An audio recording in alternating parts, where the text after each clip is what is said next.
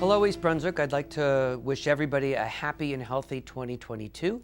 Like most, I'm hoping that this year we can finally see this pandemic in the rear view mirror, and we're working our best to make sure that we keep everybody healthy and safe and protected in a way that allows us hopefully to reach that point.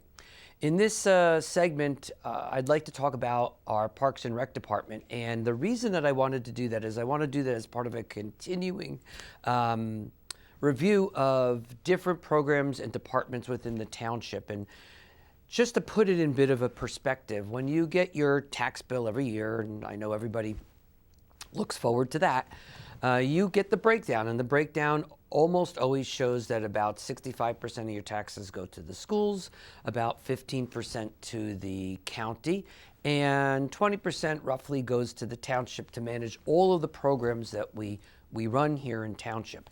And that money goes towards paying for all of our staff, for our top-notch public safety police department, all our planning and engineering and construction projects and things that we are doing here in the township, managing all of the finances of the township, but managing all of the road projects and Department of Public Works projects that are done here in town, managing all of our buildings. So if the average taxpayer is paying roughly $10,000, $11,000 a year, roughly $20,000 to $2,000 is going towards all of the programs that the township is running. And so besides what I just told you, we're also running the Parks and Recreation Department, which for most people is the fun, enjoyable, community-oriented type of things that we do to bring us as a community together. And so I wanted to spend this first segment of the year talking about some of the projects and plans that we have for the year, because I think they're really exciting.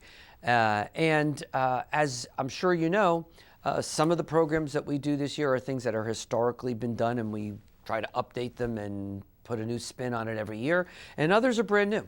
So let's kind of go through some of those projects for this coming year, 2022. The Department of Parks and Recreation is going to be working with youth hockey, New Jersey Youth Hockey, and the Atlantic Amateur Hockey Association to help create an actual youth hockey program. As many of you know, we are looking to put up a hockey rink on the old 110 Tice's site where the old Wonder Bread factory used to be, and we're moving quite vigorously with that project. Plans are already being made through our architect. We've gotten the developer to agree to do some of the site work, which will happen already this winter and into the spring. And so we're expecting that rink should go up fairly quickly once we get all of our approvals. So having the ability to have a youth hockey program is something that's really important, and ultimately it will serve as a bridge to what we would plan on having as a high school hockey team. We should also look forward in the spring of this year. We already have a person who sits on the Arts Commission here in town who's put together a beautiful sculpture dedicated to the whole COVID pandemic, and the base for that's already at the Community Arts Center. We'll be unveiling that installation and sculpture this spring. We also intend to renovate all of the basketball courts at Bicentennial Park as part of a continuing project to get Bicentennial Park renovated. The Nature Center that's located at Dallenbach right near Crystal Springs has been labeled the Dallenbach Art Spot. We've got studios and art classes that are part of that building renovation, and those will continue going into 2022. If you've been to our municipal park recently, you'll see that there's new trees that have been planting. We're adding lighting to a lot of the areas. The gazebo has been cleaned up, and we'll be putting in new benches this year to try to make that a much more user-friendly and a park for those of us that live in close proximity to the municipal complex. We're also going to be completing all of our playground renovations at Community Lane Park. Many of you know we worked on the tennis courts and the basketball courts last year, so this is part of that continuing project. We just got notice last week that we received a grant for a renovation and replacement of the playground at Sadowski Park, and we are going to continue with park renovations throughout the entire East Brunswick Park system. At Heavenly Farms, we're going to look to continue remediation and constant maintenance on our Heavenly Farms field. As you know, with what happened recently over at the schools with the football field, these fields are things that need to have constant and regular maintenance so that we don't end up with those same type of problems. So I think we've all learned lessons from that, and we need to continue to keep an eye on the maintenance of these expensive projects so that we don't end up having to replace them too soon. We're also going to look at redoing and doing a new boat ramp over at Dallenbach Park, and we're actually considering for this coming year developing a kayak or canoe and paddleboard type of rental and storage at that facility, so we could see those type of uses on the lake there. At our Daisy recreation area, we're going to look to add programs and at that area, and one of the areas we'd like to concentrate on is a special needs work training program, since that area has been pretty much used by the Daisy program in general, and that Daisy program, as many of you know, has been in this town for over half a century already, and they have done an incredible amount of work working with our special needs community, helping some of our special needs kids and adults to provide the type of programming that gives them value and an opportunity to participate and interact with the township. So we're really looking forward to that program. Many of you drive by the East Brunswick sign that went up a couple years ago at the intersection by the turnpike. We're going to ask our beautification committee to work with the town Parks and Rec department to develop a retaining wall and put some landscaping up there so it could be something that's a lot more inspiring when we see it.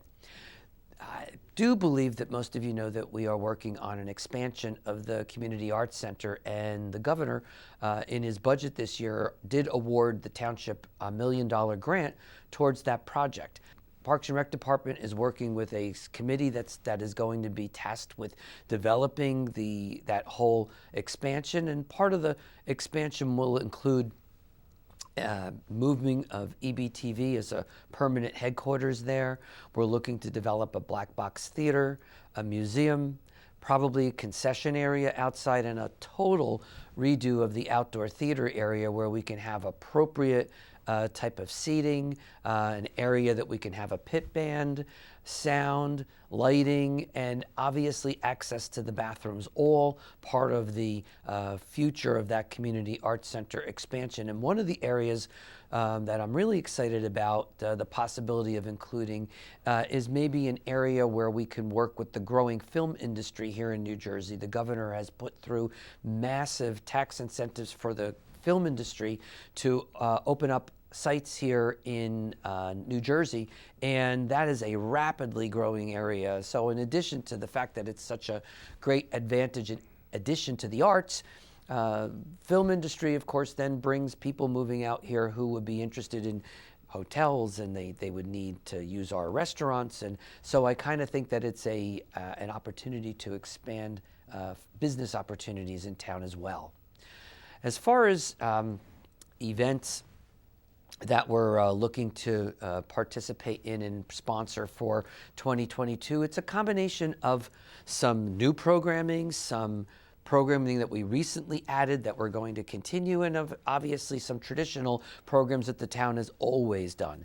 You could look in February to the first ever celebration of Lunar or Chinese New Year. That's going to be a joint project that is put on through work of the East Brunswick Art Coalition, the Public Library, and our Parks and Rec Department. That's most likely going to be held indoors at the Public Library, and look forward to information on that program. It looks really exciting and a testament to the beauty of the holiday, and I hope that many people will come out and join us for that.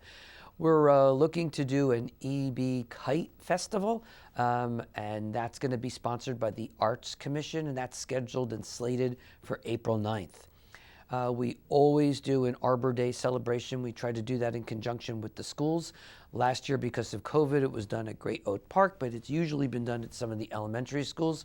So depending upon COVID rates, and we will have to make an announcement of where and when that will be celebrated this year. Last year, we celebrated Ramadan for the first time here at the township. We're looking to do that again. That will be sometime in April. We're also going to continue our golf outing at Forsgate Country Club. It was a fundraiser. It was very well attended last year. That's tentatively slated for May 19th. Memorial Day, that celebration is something we've always done here, continue, slated for May 29th. We also, last year, tried an EB fishing derby at Dallenbach's Park, and it was also very well attended, despite the fact that we were still having to deal with keeping distancing due to COVID. But that's something, again, we'd like to do this year. That's slated for June. Because of the new holiday of Juneteenth, the Human Relations Council will be putting through a program designated to explaining and celebrating that new holiday. Many of you probably remember the summer that we had several unfortunate drownings, and as a result of that, we ended up putting in place a program at Crystal Springs called the World's Largest Swimming Lesson. We've been doing that actually every year, free of charge to residents that are interested in learning how to swim. We intend to do that again this year. That's slated for June 23rd. Acoustic Mondays is a program that we provide on Monday afternoons in the summer right here at the Township Municipal Building. People bring their folding chairs and we have a slate of different performers. It was something that each year has gotten more and more attendance, and we intend to continue that program. It was pretty well received. We have a summer children's concert scheduled for June.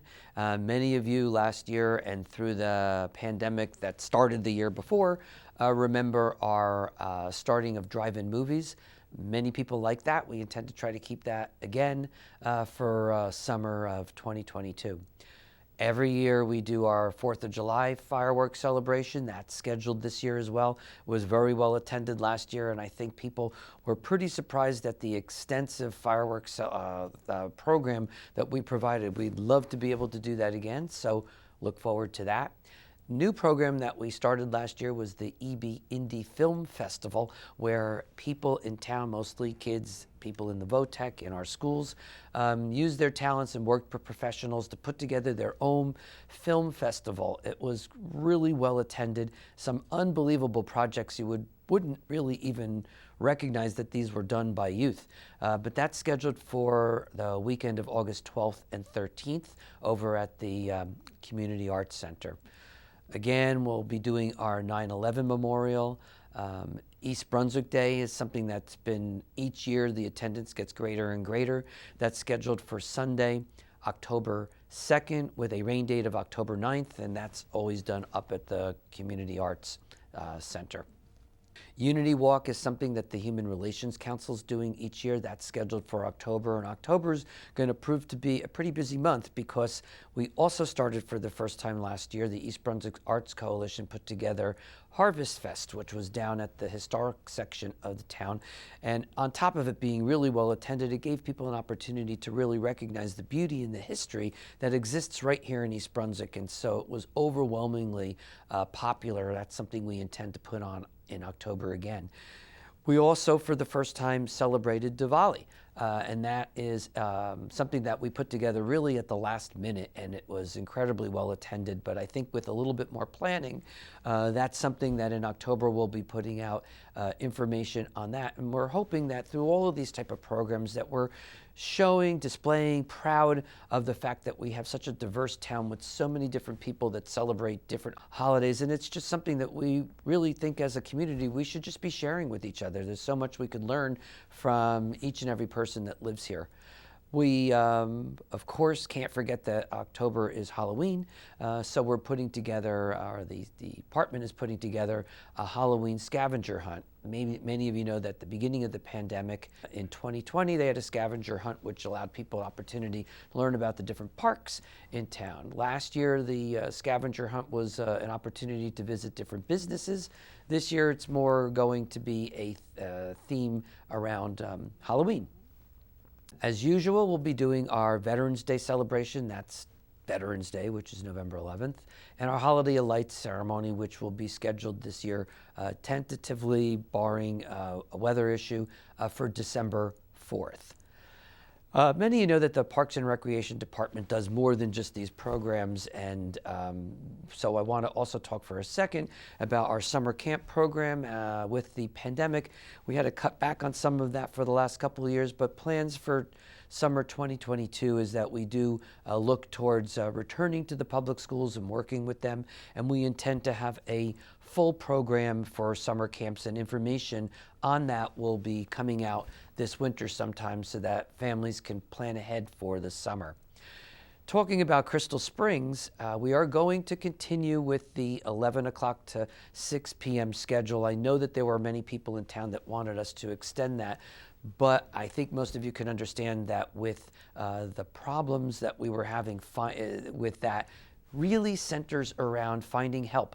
That is a big problem really across the country right now, and we are on an aggressive campaign right now to try to encourage people to work both in our camps and at Crystal Springs. But that's really the big hindrance towards offering extended hours. It's not that we don't want to do that, it's that we really just don't have the help to be able to afford the manpower to cover that. And that's something we'll look at for 2023. But for this year, since we have to make that decision this early, we're going to stick to the 11 to 6 p.m. time frame, but we're looking to add activities and programs so that there's a more value for and opportunities to engage in a lot of different activities during the time that you're there.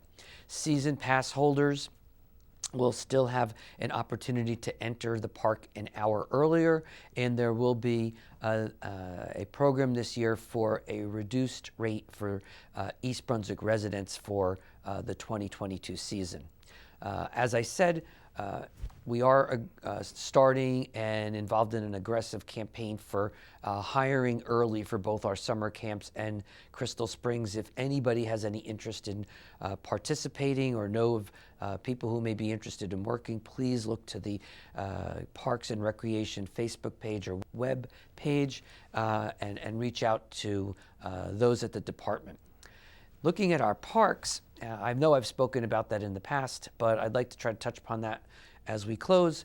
The East Brunswick Elks property is another new property that came on our radar and is now part of our park system. For 2022, it's going to be primarily used for camping for our Boys and Girls Scouts, and we've already at this point installed a campfire ring, we've created some trails, and the Boy Scouts are actually working on making an informational kiosk. Ultimately, in time, that will be open to the public, but for 2022, it's going to be pretty much segmented and used for our scouting community. Beaver Dam Park, which opened up late fall 21, we've already installed a trail, but if any of you have been out there, there's one area where the trail doesn't connect because there's a brook, and in order to get by that, we will be installing a bridge and boardwalk area so that you could safely connect that trailway and be able to walk throughout the entire park safely.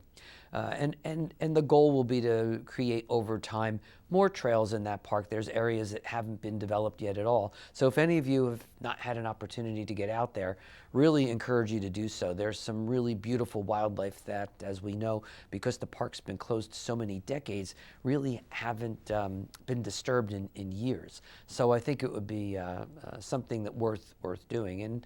And in talking about areas that haven't been developed, we also have about a 27-acre piece of property on the Fodor Farm, which is right off of Riva and borders on some absolutely pristine lake property.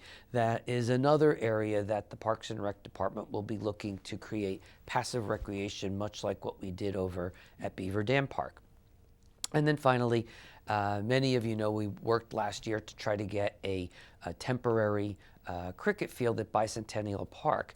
But our goal would be to create a more permanent one over at Heavenly Farms, where there is land to do that. That's a project that, again, Parks and Recreation Department will be working on. So in a nutshell, if you kind of look at, again, from what I started at the beginning, for the average taxpayer who's paying $10,000-$11,000 a year roughly in taxes and 20% going to the town, on that $2,000, we're managing a lot of things, and everything that I just told you about is just the Parks and Recreation Department. It doesn't take into account any of the multiple other functions that the township provides for the residents on a daily, monthly, yearly basis. And so I hope that at the end of this, everybody has an opportunity to really sit back and think what an incredible amount of services you're getting for the tax dollars that you